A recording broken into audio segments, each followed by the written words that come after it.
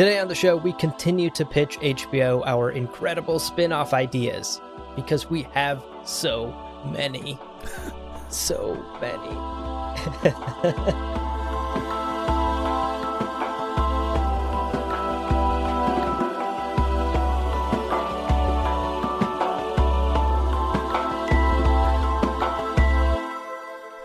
Welcome to Gom Jabbar, your guide to the iconic world of Dune.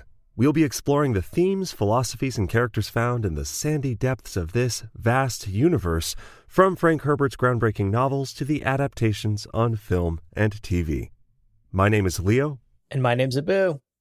And we are back to talk about some more obscure stuff every day. Our bread and butter, baby. Our bread and butter.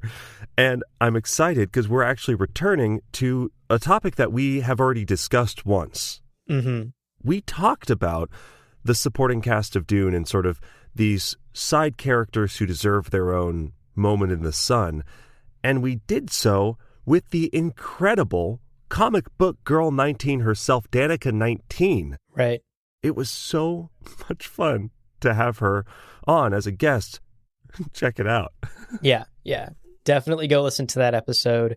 She was an incredible guest, and it was an absolute treat to geek out with her about some of our favorite minor/side characters in the Dune universe.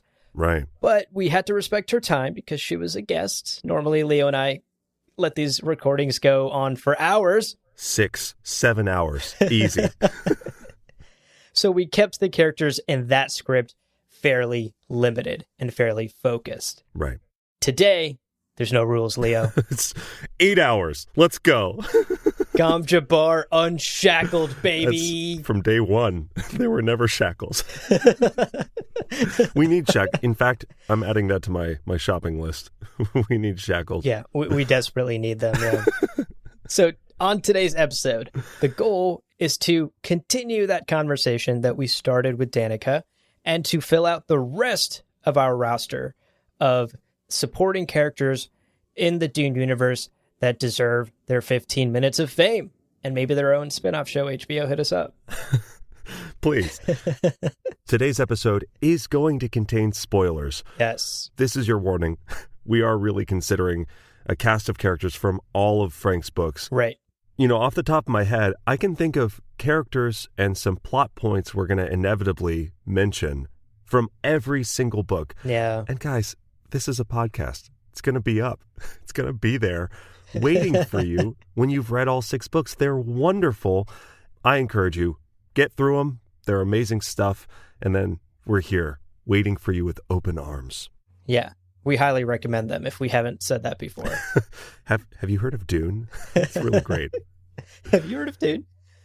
One last bit of housekeeping that we have to take care of. Yes. You may or may not have heard us say this before, but we'd love to hear from you. We get emails and DMs from our wonderful listeners all the time. We try to respond to as many of them as we can. And it's so great to hear your comments, your questions, your stories. Somebody sent us bat facts the other day because we joked about bat facts. Love it. Love it all. So we encourage you to reach out to us at gomjabbarpodcast@gmail.com. That's the best way to get in touch with us. And just to say hello. Absolutely.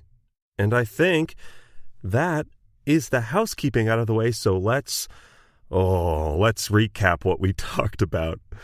On the last episode, I talked about the Robo-Gola chauffeur Clairby. Best boy Clairby. He's wonderful. Yes. I also, since that episode, have written out like a 6-page show prompt for, anyway, it doesn't matter. Fan fiction is the word you're looking for, Leo. Oh no. Smutty Clairby fan fiction. Let's not lie to our listeners. I was trying to live with integrity and self-respect, and it's gone. Didn't mean to accidentally write Dune fan fiction. Abu, you focused on Stilgar, right? You talked about Stilgar? Yes, I talked about our Fremen Navy boy. That's weird. Let me not say that again.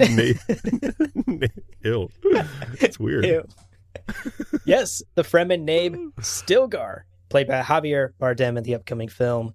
And in that conversation, I made the pitch to you and to Danica, and hopefully to the HBO exec that listens to this show, Right. that Stilgar deserves his own spin-off prequel series. Oh, yeah. Because I would love to see that on screen. The Stilgar come up is a story worth telling. Oh, so good. And then Danica 19, never to be outdone, just blew us away. So great. With her take on Hasmir Fenring. In her words, the bisexual murder bunny who makes being a cuck look cool. Yes. Oh my God. If we don't get a Fenring spin-off series based entirely off of her pitch, riots. We're living in the wrong timeline. We're in the wrong timeline. Yeah, that was such a great episode. And those were 3 really fun characters to talk about. And we want to do a similar thing today. Leo, you and I both picked one character that we want to deep dive into, have a conversation about, and ultimately make our pitch to HBO for why these characters deserve their own spin-off series. Indeed. And in the spirit of Gom Jabbar, can't just be that simple. Let's, briefly, which is to say, probably will be half the episode, we have our main selection characters. We each have our picks, and you got to stay tuned to find out who those are. Let's take a moment to explore some just incredible characters who are memorable and incredible, and they probably also deserve their own spin-off series. Hell yeah. They just didn't make our, number 1 picks. Exactly. These are the honorable mentions that didn't ultimately make the cut. But we're going to talk about them anyway, because it's Gom Jabbar, baby. It's Gom Jabbar. We have to. Contractually obligated.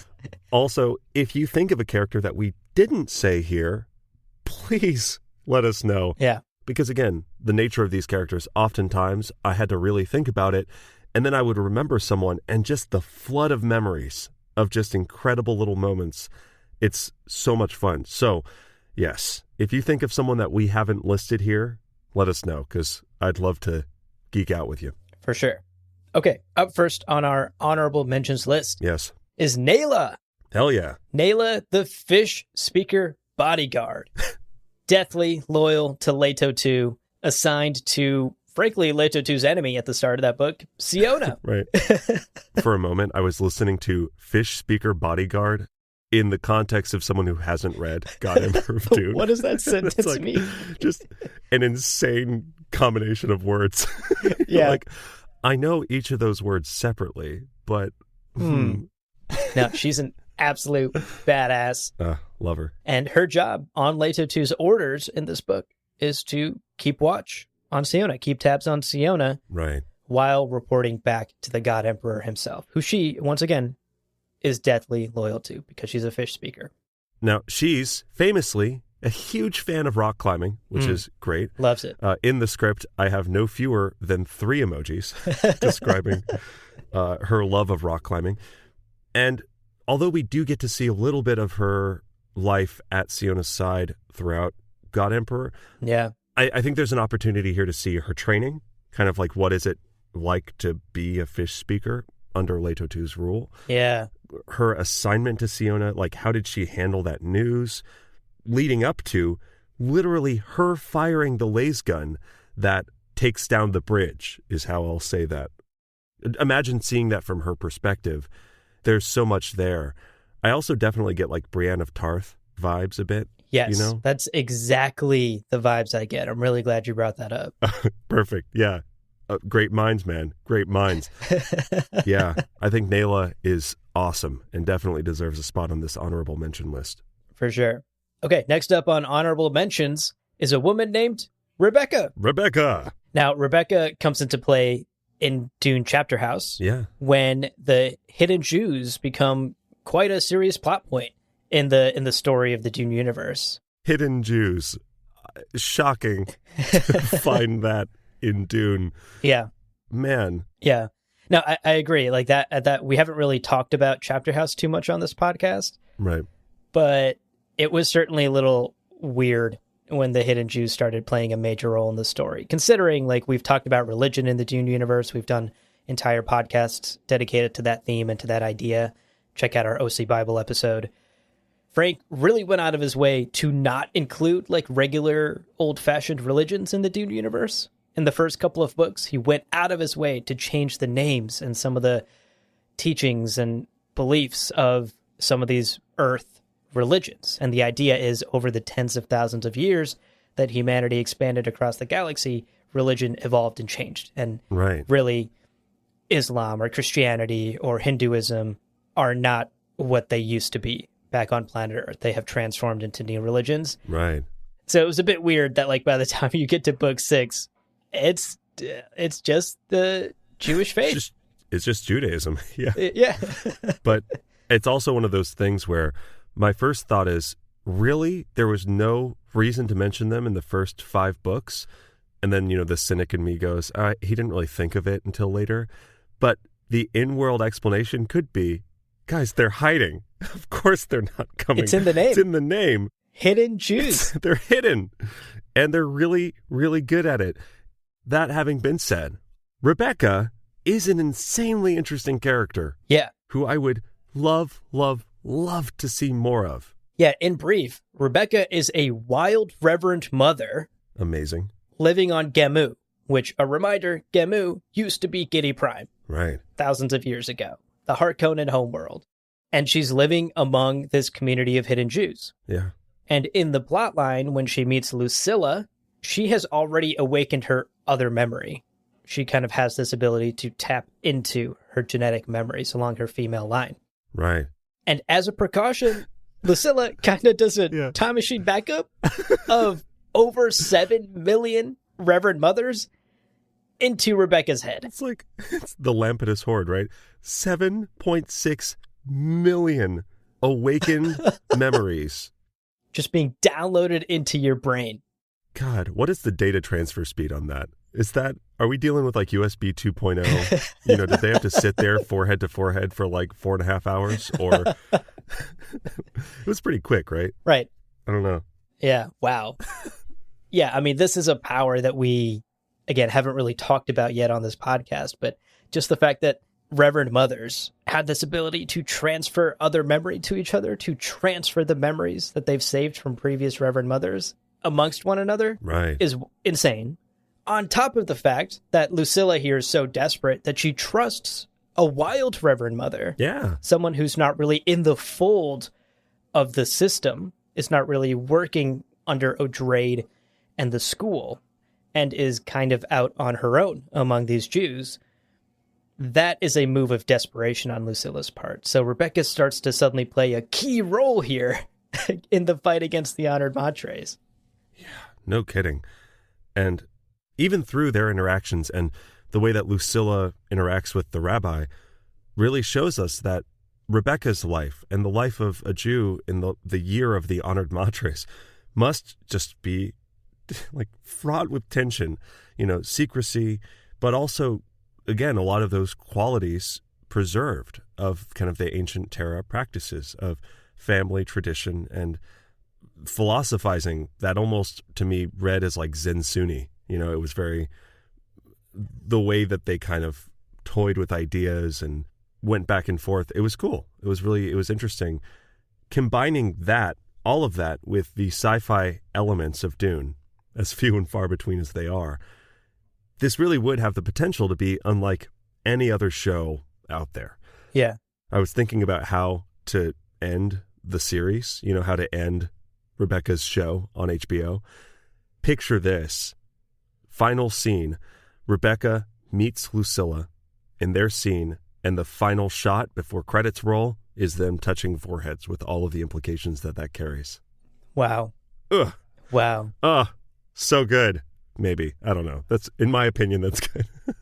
That's good and also economical, because it does take 4 hours to download that information, and like nobody's trying to watch a 4-hour episode of 2 women touching foreheads. There's a holiday special that's just the following scene, and it's just 4 hours of uncut footage of the rabbi being a little bit bored. And he's like, yes. Just like, is this going to take, oh, you're still going. Okay. Yeah. And, occasionally every 34 minutes or so, somebody's like, eyebrow twitches. Rabbi, did you need any water? No, I'm okay. We're just waiting. Sign me up for those 4 hours, folks. I'll make time. I'll make time. Next up on our honorable mentions list is Hui Nori. Yeah. First of all, I love that name. It just rolls off the tongue. But Hui Nori makes an appearance in God Emperor of Dune, and she's frankly an incredible character. Yeah. She is Love her. genetically engineered by the Ixians to be attractive to the God Emperor, to be attractive to Leto, right? To be attractive not just in a sexual sense, but intellectually. Right. Challenge him and emotionally connect with him. She is sort of pre-built and engineered by the Ixians after years of studying Leto too, to create an opening, right? Right. He is a all-powerful God Emperor with prescience into the past, present, and future. The Ixians are finding an angle here, and the angle here is go for the human side of this giant worm, go for his heart, go for his emotions. Yeah. And they create Hui Nori, someone that Leto too can fall in love with. Yeah, no kidding. And beyond the insane nature of that task, create a human who the God Emperor himself will fall in love with. Her life is insane. Yeah. Her childhood is a blank space, and part of this comes with one of our main characters in our entry points into the world is omniscient except for things that are hidden by other prescient beings or by no rooms. Right. And she was trained, taught, and raised all within one of the very first no rooms, like very early tech. Incredible stuff. Yeah. I think about in Westworld. Did you ever watch Westworld? Yes. I watched the first season. Okay. In the first season, they have the guy who's going through the iterations. He's like in that little habitat. Right. That's kind of what I picture here, where she has her everything she needs, but it's all within this kind of self-contained room, going through her various lessons and her... Yeah. I don't know. I'm so curious because it's just, by definition, it's a story that wasn't told to us and would be fascinating to see how people would work with that puzzle of how do we make someone enticing to this sexless 4,000-pound worm boy. Right. How do you do it? Yeah. I mean, it's so fascinating. Her childhood could be a source of conflict in this hypothetical show, right? Like, does she resent the fact that she was raised and engineered for a specific purpose and didn't get a normal childhood? Or does she buy into it? Is she like, oh yeah, I have been chosen to woo the God Emperor. I have been chosen for greatness and I need to achieve this.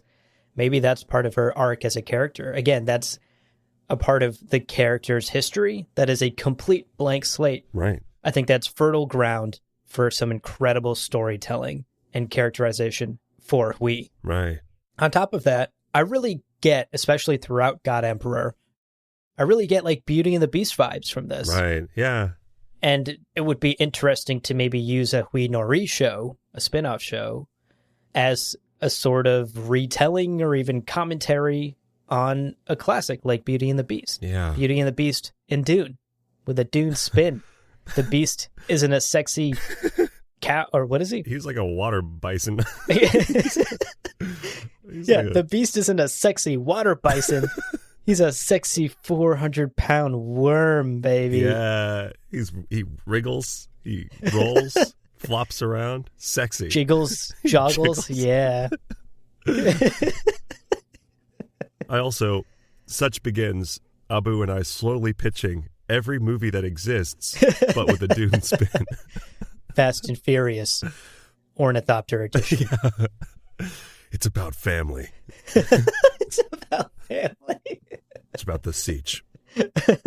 Well, moving on, our next honorable mention is our best attempt to avoid doing a small episode within this episode, because we're talking about the potentially main character. Yeah. Duncan motherfucking Idaho. Duncan? Just the fact that he's already basically the main character is a sign that he's clearly dope. I don't know how much value there would be in like telling the story of the Duncan that we meet in God Emperor or the Duncan that we like hate, because he's just there with Paul all the time. Right. Or even the first Duncan who, although he is incredible, dies very early on. Very quickly, yeah. Very quickly.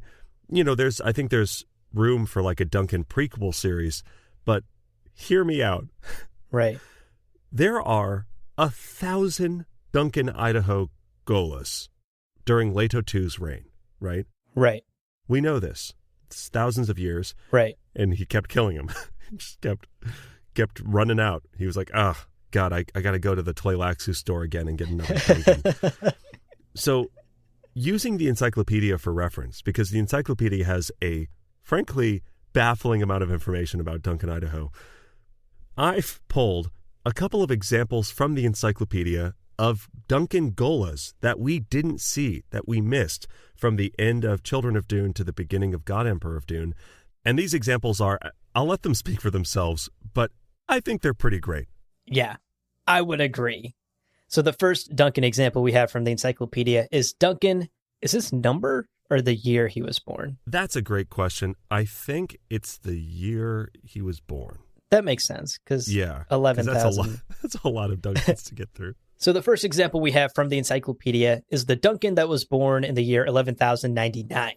This version of Duncan ended up falling in love with a Bene Gesserit of secret rank, and that title is usually given to Bene Gesserit who are deep undercover. Right. And this Duncan ends up becoming a leader of a militant group of Sardaukar.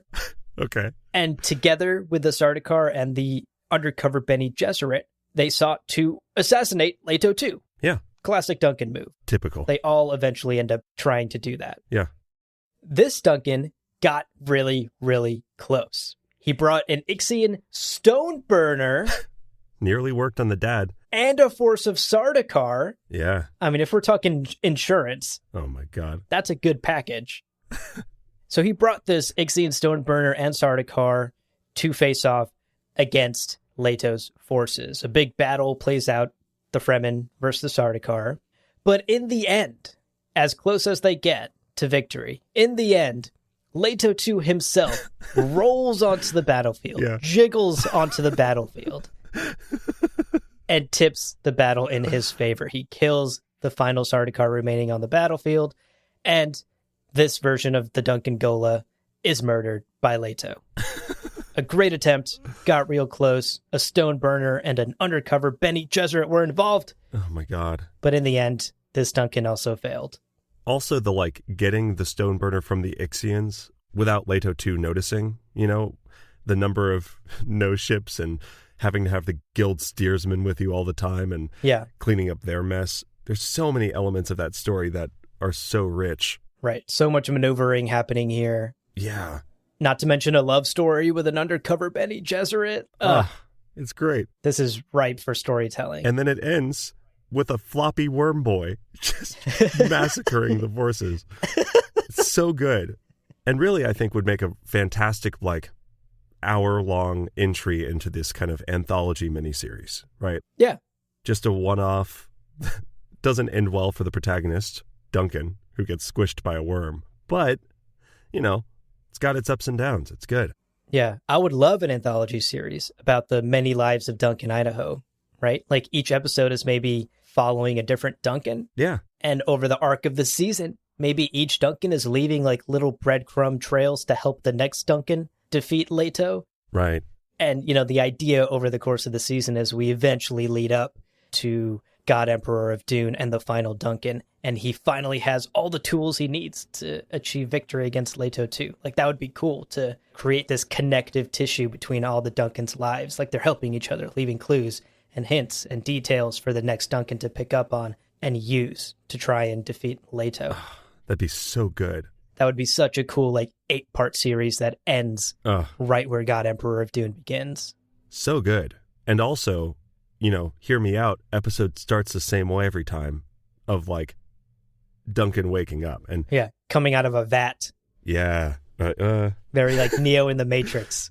do we want to show an axolotl tank? Maybe this is day 2 out of the vat and he's in bed. Yes. To avoid having to show Tleilaxu tech. Also using Denis Villeneuve's casting, who wouldn't want to see Jason Momoa for 8 more episodes? This is great. Right. Works for everyone. Yeah. The undeniably funniest episode of that anthology series would be the next Duncan Gola that we're going to talk about. This next Duncan Gola is nearly unbelievable, but it's so funny. Clumsy Duncan. Born in 12,280. This may have actually been the first Duncan clone because again, to be a Gola, the person you're recreating has to have died. So it's possible that this was one of the first Duncans that was created while the previous Duncan was still alive. But nevertheless, there was an issue in the axolotl tank which flawed his balance and coordination. Yikes. So this dude is just like lacking the coordination of the Duncan that we've known and loved, right? The one who climbs rock walls beautifully. He arrives in the palace, basically spends a bunch of time just getting bullied.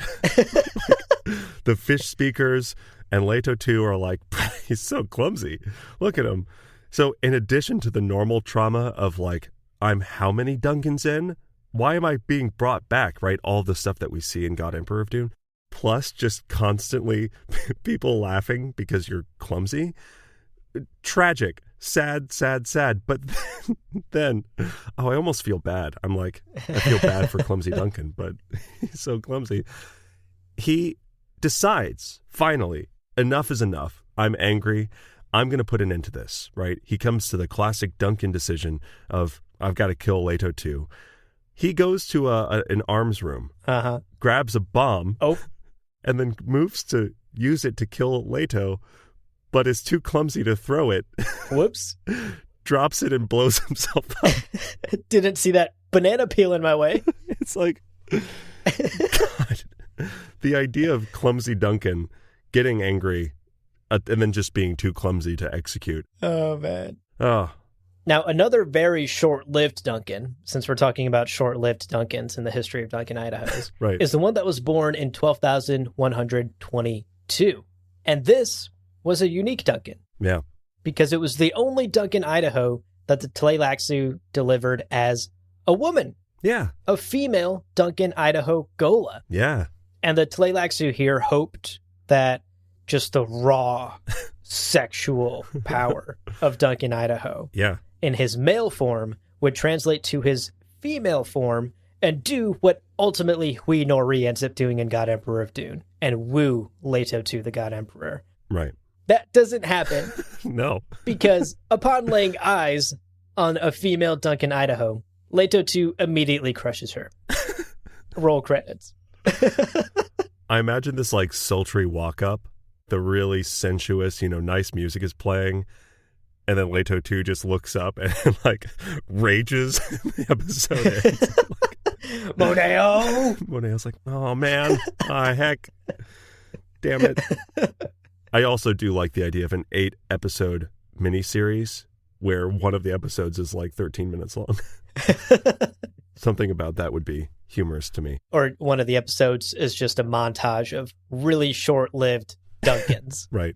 Just kind of like a quick cut, flash cut montage of just a bunch of Duncans being born and dying very quickly under mysterious and silly circumstances. I mean, again, if we have clumsy Duncan and we've got like failed attempt to sexually woo Duncan, there are so many possibilities. Right. We could go, those Tleilaxu are really shooting shots in the dark. So to find out the other ones would have been fun. What if there was just like a super tall Duncan? They're like, what if Duncan was 14 feet tall? Maybe that'll be enough. All right, let's round out this incredibly long honorable mentions section. Yes. This last one is quick, though, we promise, because we've already done an entire episode on him. Hey. Gurney Halleck. Yeah. So rather than repeat ourselves and talk all about Gurney Halleck again, as we could for another hour, just a friendly reminder, go check out that episode. It's a spoiler-free look at Gurney Halleck's life and legacy, whose story deserves to be told 100% via a spin-off TV show. So we're going to talk about the 2 characters that we've picked as the top of the pile, characters who deserve their moment in the sun. But before we do that, we're going to take a quick break. So hang out. As soon as we're back, we're getting into those 2 characters that we think HBO would be a fool to ignore.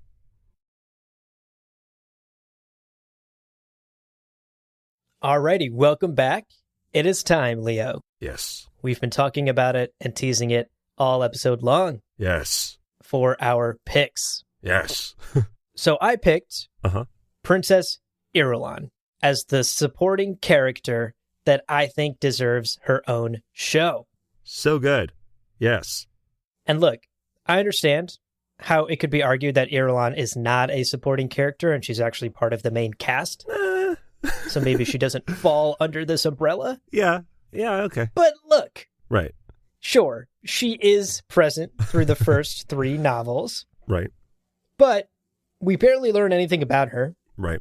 And all she really does in every single one of those novels is play a supporting role, a literal supporting character. Yeah.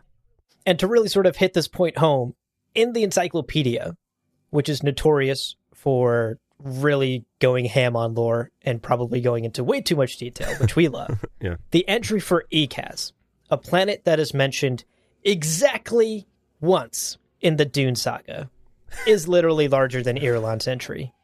So I rest my case. I think her entry is about as long as the entry on spiced coffee. Like exactly. They did her dirty with the encyclopedia. They did her dirty. Yeah. Which is why I think she deserves the show. Yeah. She deserves the spotlight. So I rest my case. Irulan is a supporting character, and she falls under the umbrella of today's episode. Also, we had a great listener suggestion from Brian Schomber. Right. He emailed us and wanted us to do an episode about Irulan. And because there isn't a whole lot to talk about with her, we figured this would be a great opportunity on today's episode to talk about her. Right. Okay, so who is Irulan? A quick refresher.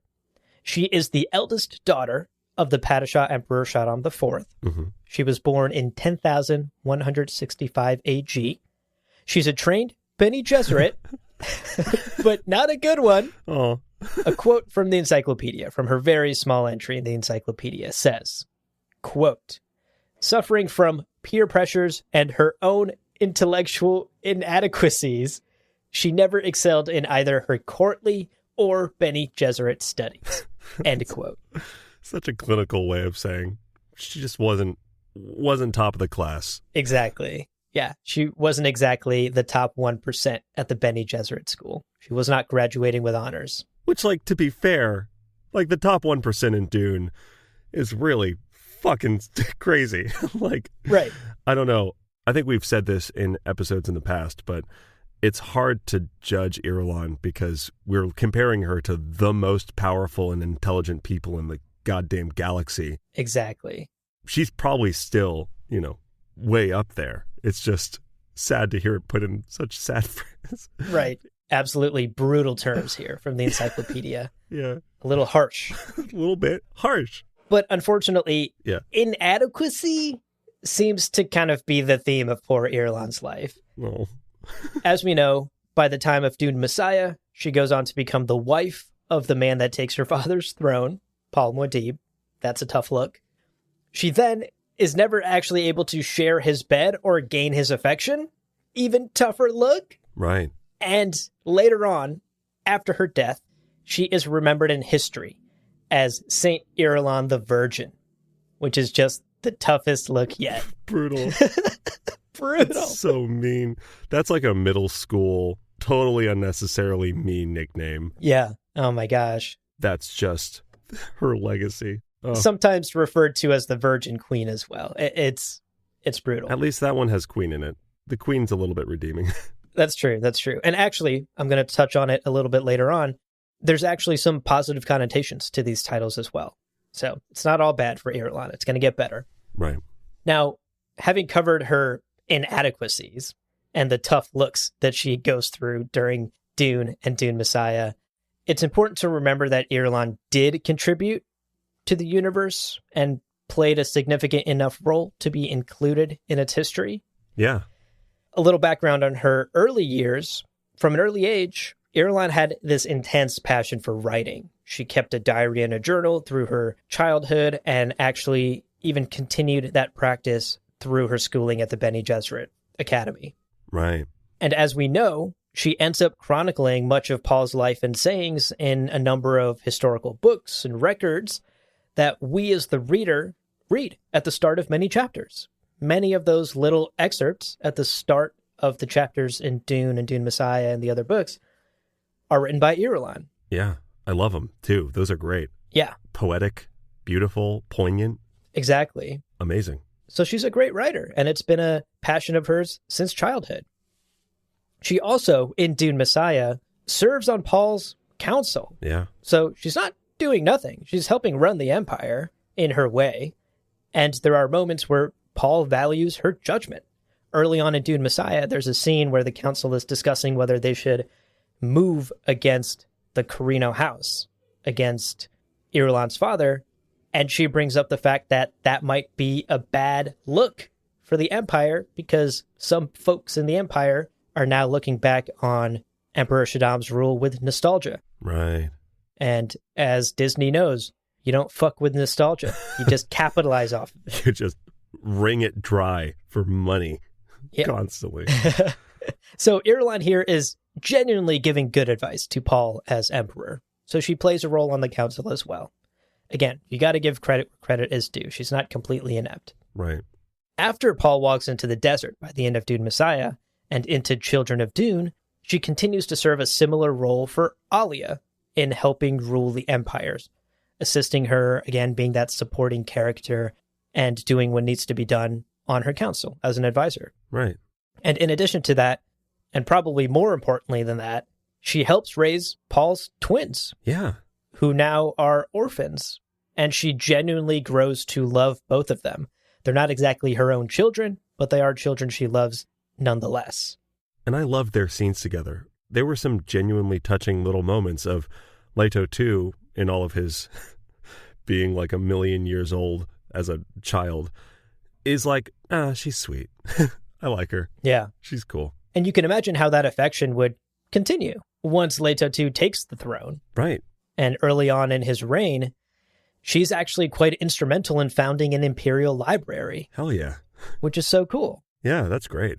And she basically, after the events of Children of Dune and once Leto II starts his reign over the galaxy, she spends the rest of her life writing and editing, again, a number of those historical works that we end up reading across the many chapters in the Dune books.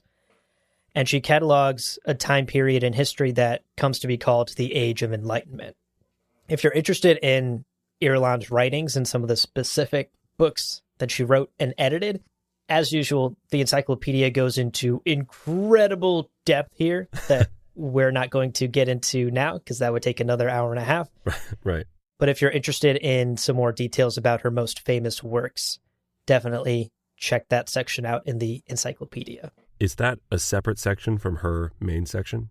It's like a subsection in Irulan's section. Okay.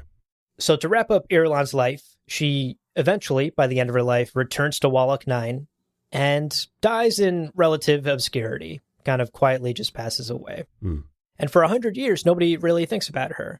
Until around a century after her death, many of her works are rediscovered, and this new wave of idealizing her begins. Idealizing the Virgin Queen. Right. And what's interesting is part of this newfound reverence toward her is about the fact that she remained a virgin her entire life. She married Paul, never had children with him. After Paul's death, she just continued to serve on Alia's council and take care of Paul's children and never remarried for the rest of her life. And she almost became this symbol of resistance against the political and societal expectations in the very patriarchal empire of the time. Yeah, that's cool. So it's really interesting that she became this female icon. And this cult eventually forms around her, this cult of Saint Irulan the Virgin. And again, cults are generally not great. Right. if I It's a bold opinion, Abu. Right.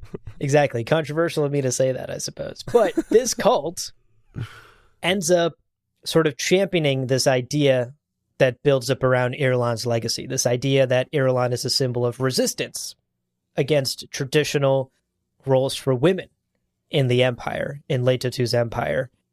And the cult ultimately celebrates ideas of scholarship and independence and the virtues of joy and compassion for women. Oh, hell yeah. And roles for women outside of the norm in political society or just in the society of the empire, where in many cases, just as in our modern day society, women are pigeonholed into certain types of roles. Right, right. Motherhood, child caring, teaching, that sort of thing. I was going to say, sign me up. That cult sounds great. Right. Well, Scholarship, independence, virtues of joy and compassion. it is a cult. It is a cult of virgins, Leo. So, ooh, damn. Did I speak too quickly? should I still sign you up on the form? I'm halfway through filling out your info. We'll have to talk about eligibility off mic. Fair enough. Fair enough. Look, like most cults, I'm sure most people are lying anyway. Listen, if I know anything about this world, no one is truthful on their cult application forms. Constant lies.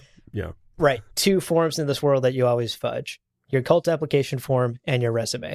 That's just how the world works, folks. So that is Irulan's legacy. Yeah. And it's really cool to see that this character that at the start of this conversation, I was calling inadequate. Right. And the encyclopedia was dunking on. Right.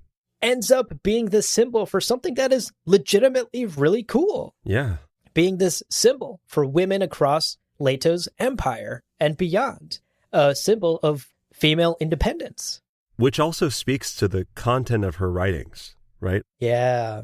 We only see some of her work, but for all of the body of work that we don't see, that, they discover 100 years after her passing, you got to think about all those virtues of that cult of Irulan the Virgin. Well, her writing must have been speaking on to those things, scholarship, independence. That is wonderful. The idea of her having this life, which, let's be clear, was not ideal. Right. Not the best deal in the bargain bin. But she still was clearly intellectually dedicating herself to developing some ideas in a way that then resonated with people. It's incredible. It's amazing.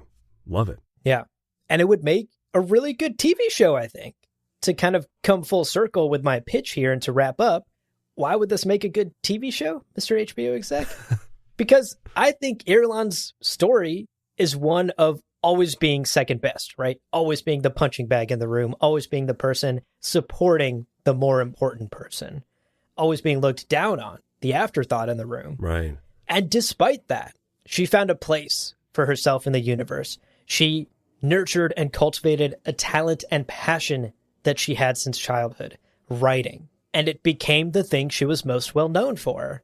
And I understand that watching someone get shit on by the Emperor in a couple of episodes and then 40 minutes of them sitting in a room quietly writing into a notebook. Right. Not the most thrilling of cinematic adventures to watch on screen. I understand that. But I think the themes are important to cover here. This idea that despite the hardships, and again, she's lives most of her life in palaces. Like, let's not overplay the fact that her life was hard. It wasn't. She lived in very big palaces around very powerful people and was rich most of her life. These aren't the giddy prime slave pits. These aren't the giddy prime slave pits, right? Right. But despite that, she was constantly looked down on, and she overcame that. And I think that would be a really, really interesting theme to explore through her as a character. And of course, considering the fact that there is such a small entry in the encyclopedia about her, and we know very little about what she does outside of how she helps Paul and Alia and the kids, there's a lot of room in the parts of her life that we don't know about to take some liberties with her role, right? To take some liberties with her story.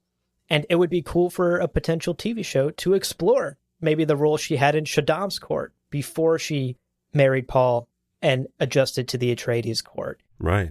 Maybe she did some really badass covert stuff to help the Empire that we never knew about. Maybe her role was larger than we could have ever imagined and that ever played out on the pages of the book. I would be perfectly fine with even adjusting some of her characterization to give her a larger role in the universe and tell some side stories of what Irulan is up to while Paul is out flying ornithopters blind and shit. I think that's totally true. Also, keep in mind, Dune is a world of pen names and aliases. She could have an alias. Yeah. You're mentioning her being active behind the scenes. There's a lot of possibility there. Totally. Just by the nature of Dune and what happens in Dune. So that's my pitch. That's Irulan. That's her life. That's her legacy. And that's the potential TV show I'd love to watch about her. What about you, Leo? I'm so excited to get into your pick. So my pick is Esmar Tuek. Okay. The representative of the smugglers who is invited to Duke Leto's dinner party. Also, the dead body that Duke Leto finds, and it's like, oh no, this isn't a good thing.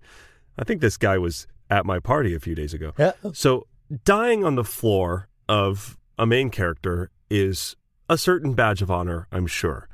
But what I was thinking about is we meet his son, Staban Tuek, which I think Staban could have the most incredible story arc. And hear me out. Beyond the fact that Esmar Tuek is a spice smuggler, so already we're seeing a side of Dune that we glimpse with Gurney Halleck when he goes and joins the smugglers. Yeah. But really, the process of like flying under the radar, working under the 80 years of Harkonnen rule, I would love to see that. I like Esmar Tuek a lot, but him dying makes the story maybe not as compelling. So I think my pitch is actually Staban Tuek. And this is why, okay?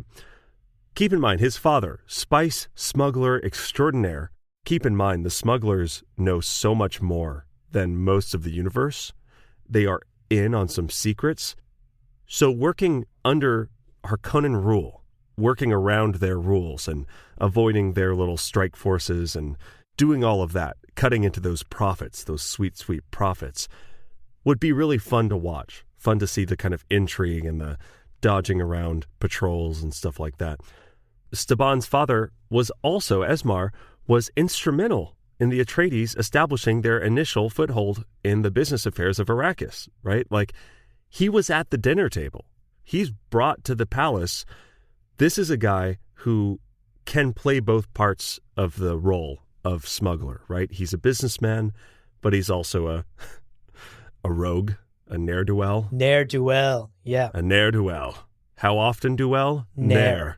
That's a Gary Goldman joke, yeah. Gary Goldman. Oh my God, he's great. I love Gary Goldman. Oh, so funny. Anyway, yeah, he's a rough and tumble street dude, but he can also be at the table with the Duke of the planet. So yeah, clearly a cool character. Now, after he is killed, Gurney spends 2 years with his son. Staban hangs out with Gurney Halleck for like 2 years. And although that's basically the last we hear of Staban Tuek, unfortunately, again, he's really a side character, we actually do meet a descendant of the Tueks in Heretics of Dune. Some of the specifics I've kind of forgotten, but the head priest who was replaced by a Tleilaxu face dancer is a descendant of the Tueks. So clearly, Staban, in addition to not dying on the pages of Dune, he clearly fucks, y'all. He has descendants. Wow. Thousands of years later. He fucks. That's some longevity. So anyway, focusing in on my HBO pitch, this is what I picture. We would follow a young Staban Tuek as he is raised by his father, and as he's learning his father's ways, his father's trade, he's in the like smoky underground rooms, seeing these business dealings, seeing the smugglers do their work, right? We see him learning of the Fremen, right? Learn what so much of the universe doesn't know. We get to see him later in the season learn of his father's death at the hands of the Harkonnens, right? Maybe there's a really beautiful, touching scene there where they talk about the inevitability of it, but the speech he gives Gurney Halleck where he says, "Oh, I'm going to get revenge, but I'm going to be patient and I'm going to do it in time." Yeah. Incredible stuff. And to see the moment that he goes through that grief and gets to that place of, this is what I'm going to do, it would be incredible. And then just imagine him watching with potentially like a nihilistic satisfaction as Paul Muad'Dib Usul Atreides rises to power and fucking shits on the Harkonnens. Yeah. God, that must have been satisfying. And all of this, again, wraps, I think, fairly neatly into a show of secrets, of smuggling, politics, dodging political machines, all revolving around the Fremen, the avoiding the Harkonnens, and at the center of the schemes, we have Staban and his father Esmar. Yeah. And it would be so cool to explore those 2 years Yeah. that Staban and Gurney are up to ne'er doing well in the desert. Did Gurney teach him Balisette? Oh my gosh. I want to know. Like a Falcon and Winter Soldier, but a Atreides and Arrakis smuggler. And that was terrible. Tuek. Yeah, Tuek. Yeah. No, I like that. It's the buddy cop dynamic. Yeah. They're smuggling, they're plotting against the Harkonnens, and the show kind of writes itself. Like, the end goal, the season finale, is how they achieve revenge. Yeah. How they avenge the deaths of the men they loved. And then he leaves all of the fanfare of the Atreidian, celebration. Right. And he goes back to his little bedroom, and he's got a little hand drawing of his father, and he raises a final shot glass of spice liquor and goes, "To you, Pops," and drinks it down. Credits, directed by Dick Wolf, or whatever. Post-credit scene. He's just fucking out of his mind. He needs those ancestors 5,000 years later, folks. He's like, now that Atreides have control of Arrakis, it's time to have 1 million children. My other dream. My other dream. Listen, I'm sure he can get it. Yeah. But anyway, that's my pick. Again, we have a lot less about him on the pages, and a lot of this is understanding the sort of mechanisms that would be at play in his story, and also part of why I picked it, the mechanisms that are at play in some of my favorite TV series and HBO series. You've got the action, the fighting whenever they're caught by Harkonnen patrols, or you have the intrigue, the sexiness. He's got to make those 1 million kids. Come on, there's got to be like 14 sex scenes. It's going to be great. Yeah. Plus, you get the philosophizing, the poetry, the incredible electric dialogue between him and Gurney. Yeah. Are you kidding me? Amazing stuff. Amazing stuff. I think it would be so good. That'd be such a great show. And those are our 2 picks. 2 amazing shows. Yeah, I think so. So let's wrap up. Let's finish this off with kind of the same questions we had with Danica 19. Abu. Yeah. For Irulan, for the Virgin Queen, who would you cast in the leading role of the adaptation? I always dread this question because I'm never good at casting things. Yeah. People are really passionate about it, and I just don't know that many actors. Yeah. So I can never be like, oh, this person would be perfect for this hypothetical role. And the internet is always just like pitchforks at the ready if you have a bad casting opinion. Yeah, it's risky. But I did some casual Redditing, Googling, and I looked at some of the picks that other folks on the internet had chosen for a potential Irulan casting, because we still don't know who is going to play Irulan in the upcoming Dune film. But we know that she will likely be in the film because, again, she plays enough of a significant role in the first 3 books that it's almost required for her to be on screen. Right. Someone on Reddit said that Vanessa Kirby would be a good fit for the role. Wait, I have to... And okay. I did, again, I was like, I don't know who the fuck Vanessa Kirby is. Right. Let me Google this person. Right. And I was shocked to see that it's almost exactly what I imagine when I read the books. That's almost exactly how I picture Irulan. Yeah. Tall, blonde. She has this sort of natural, regal look to her. Because remember, she grows up in royal households. She is literally the eldest daughter of the Padishah Emperor. She's going to have that look about her. She's going to have that air of royalty. And based off of the pictures I found of Vanessa Kirby and her role in some other shows and movies, I think she fits the bill. I had to look her up, but absolutely, 100% I agree. It really is classic Frank fashion. We don't get a ton of details about what people look like, but from the small details that are there, she's described as being, beautiful. And I think blonde, that's such a good call. So what about you, Leo? Who would you want to play Esmar and or Staban Tuek in your show? Both of them. They look the same. No. Yeah, good question. And again, I suffer the same. I know so few actors. But thinking about this, I was trying to think of who have I seen on screen who has that sort of clear command, control. He's got authority but he's also got this sort of sexy, mysterious, plays the ne'er-do-well well, right? He's a good ne'er-do-well. And someone who came to mind is actually Pedro Pascal. Oh. I think Pedro Pascal. So Pedro Pascal is the... Mando! Yeah, the Mandalorian. And granted, Mandalorian as a role is fun for his kind of command of some on-screen timing, but doesn't give him a lot of room to flex as an actor. I think of him also as the Viper from Game of Thrones. From Game of Thrones. Yeah. You know, competent, swashbuckling almost. And I think he would be a great Staban Tuek. Yeah, I think that's a great pick. I think Pedro Pascal has that perfect balance of rugged and handsome.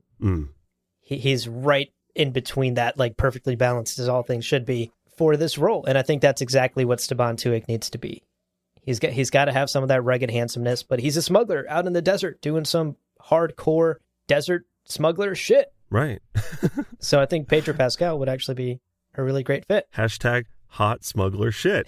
Exactly. That's what he does. It's a hot smuggler summer. I think that like when you watch interviews with Pedro, he's such a nice guy and he's just like so relaxed. Yeah. He's got a charm to him, just kind of a goofy, silly charm. And I picture someone like Staban Tuek needing to be able to like diffuse tensions in a negotiation. For sure. Someone who could like say, hey, we're all a little bit on edge. Let's all put our slip tips away. Let's all sheathe our kinjals. It sounded gross, the first one, but anyway, sheathe our kinjals. And we're going to, he cracks a joke. The room chuckles, Right. My money's on Pedro. Yeah, that's a great pick. Okay, final question of the episode, Leo. Yeah. We've both made what I think are very strong cases to HBO to send us big, fat, thick checks to produce incredible shows about these supporting characters. I don't even need to produce the show. Just send me the check. And the show doesn't even have to... Honestly, the show doesn't need to be made either. Just a check would be fine, HBO. Just a thick check, please. Yeah. But, Leo, let's say HBO is, tightening up the budget this year. They only can greenlight one of our show pitches.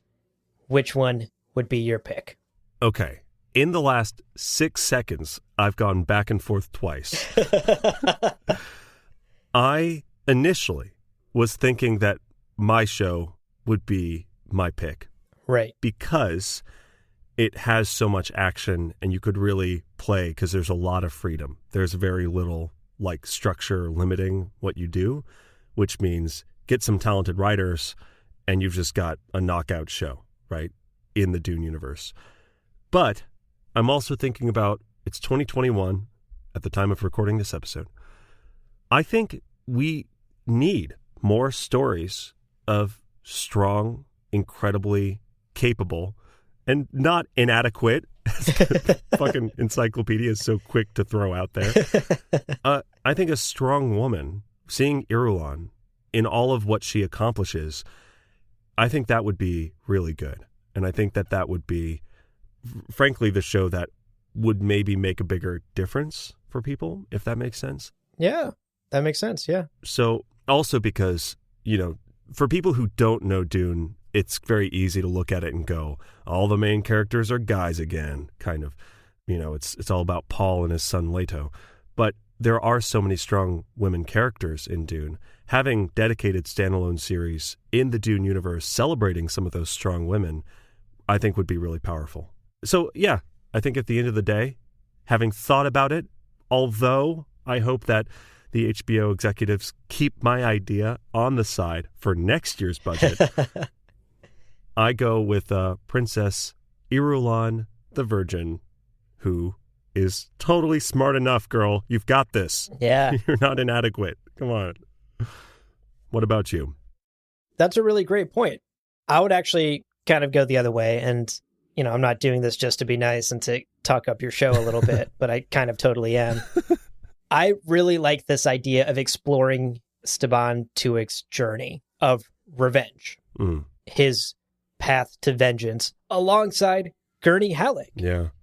I think that 2-year time skip in the middle of the first book is a great place to introduce more Dune stories. particularly about Staban and Gurney and the smugglers and the Fremen and what they're up to. Yeah. Again, we talked about this with Danica, actually, the fact that we don't really see the Fremen side of things. We spend all of our time with the Atreides, with Paul, with Jessica, with the Baron. We rarely ever spend time inside the heads and inside the sieges of the Fremen people or the smugglers. Right. And it would be cool to get a show that explores more of that. The culture of life in the desert, the culture of a smuggler and what they're doing out there, the culture of spice mining and what it takes to build a life out of that dangerous profession. All of those things hinted at in the Dune novels, but never quite fully fleshed out or explored. I think with that 2-year time gap, that is plenty of time to explore some untold stories from the perspective of Staban Tuek and Gurney Halleck out in the desert. Give me that desert buddy cop comedy. Okay. Well, okay.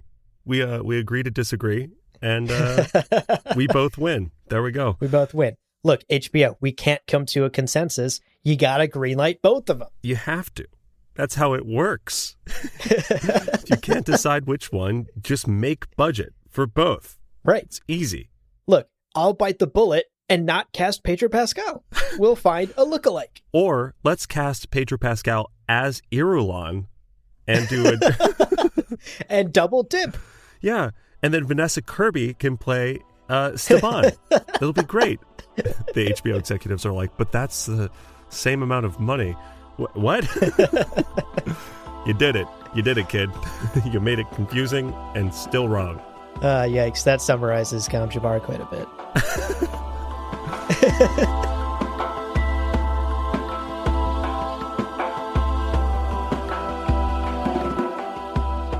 Well, friends, there is no real ending. It's just the place where you stop the recording. But this podcast is always one step beyond logic, so help spread the word of Muad'Dib and leave us a review on Apple Podcasts. And be sure to check out the other shows on the Lore Party Podcast Network on loreparty.com. You can also follow us on Twitter and Instagram at lore_party. Thank you so much for listening, and remember, he who controls the podcast controls the universe. We'll see you on the Golden Path.